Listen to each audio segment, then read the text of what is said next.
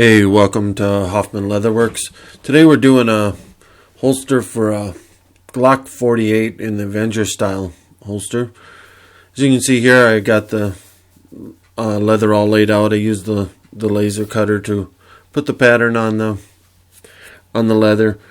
The pattern that I got on my website in the Etsy store, you'll get an SVG file and the paper file, so you can make this holster whether you use a laser cutter or not. So we'll just kind of quickly go over the process. We'll go ahead and start by punching all the holes. I use a 1.5 millimeter punch on these for these holes. So go ahead and get it all the holes punched, and then we'll get it cut out.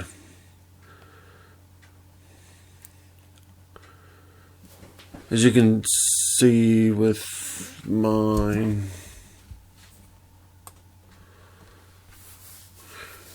remember to hit that like button and subscribe.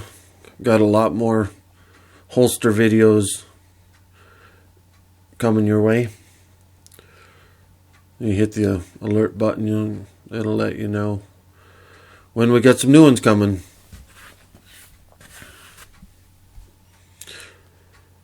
So we'll get this finish up here, get all this front piece cut out.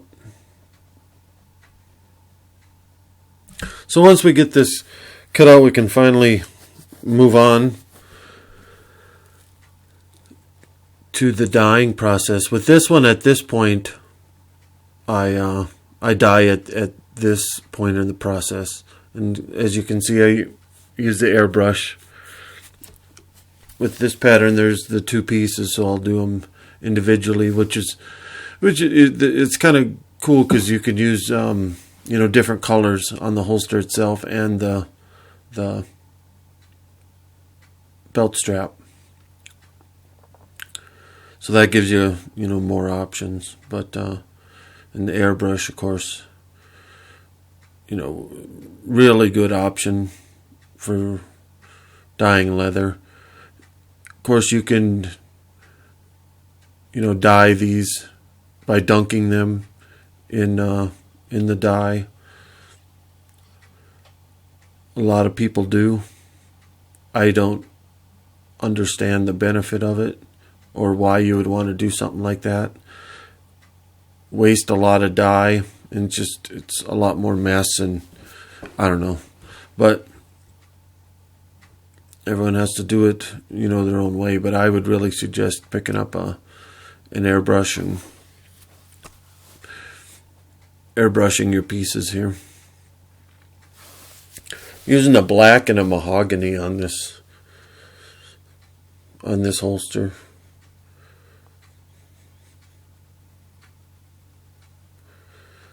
Here I got the two pieces done,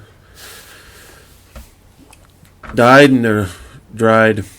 I'll go ahead and stitch these at this point. I'm using a 1 millimeter waxed thread, and here you can see I got it all stitched, and now I'll glue it and get ready to stitch the whole thing together. As you can see, when I do my belt slot holes on these holsters, I just cut one when it's flat, and then I'll fold it over, glue it, stitch it, and then cut the hole for the other side. In this case, it's just one. It becomes one hole, but that way the alignment is a lot easier. You don't have to worry about punching both sides and then trying to get it aligned when you stitch it together. So, and I use the awls to help line up the holes. So everything is nice, lined up, and ready to be easily stitched. So I got that stitched. I didn't show that process. Pretty straightforward stuff. And here I just used my little tub of water I got sitting on the bench to soak it. I say this in all my videos, and this is another one. There's so many guys out there telling you what to do. Your water's got to be warm. It's got to have soap. It can't have soap. You know, all of it's bullshit.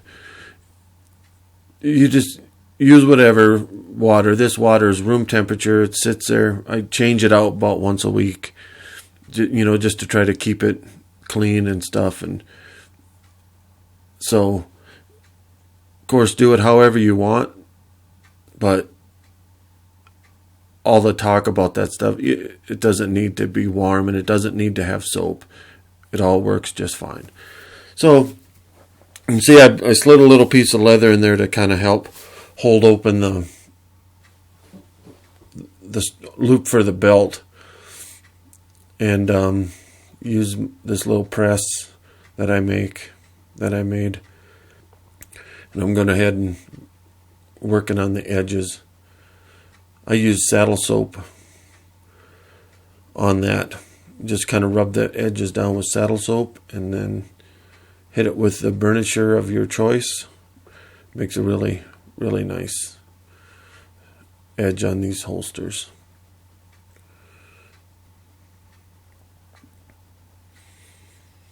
I usually use the Dremel on these, and then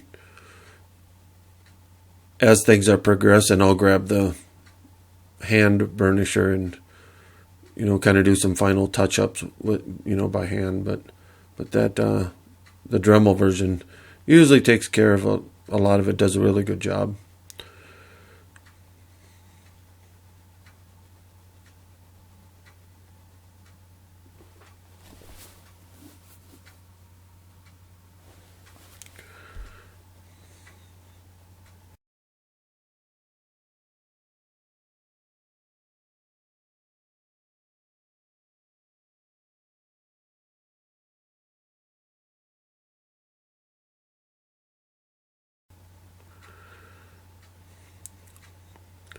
See, we get really, really good retention with this holster, and once you get it put onto your belt, it even becomes nicer. So the way I finish these up is I use leather balm mixed 50-50 with water, and I just give it a couple nice coats. Again, with the airbrush, makes this a lot easier. Comes out a lot nicer than trying to use daubers or rags. But go ahead and get a couple good coats on, and then just hit it with a horsehair brush. Seals it up, gives it a nice sheen. So anyway, thanks for watching. Hit the like button, hit the subscribe button, and I got a lot more holster videos coming, so stay tuned. Thanks.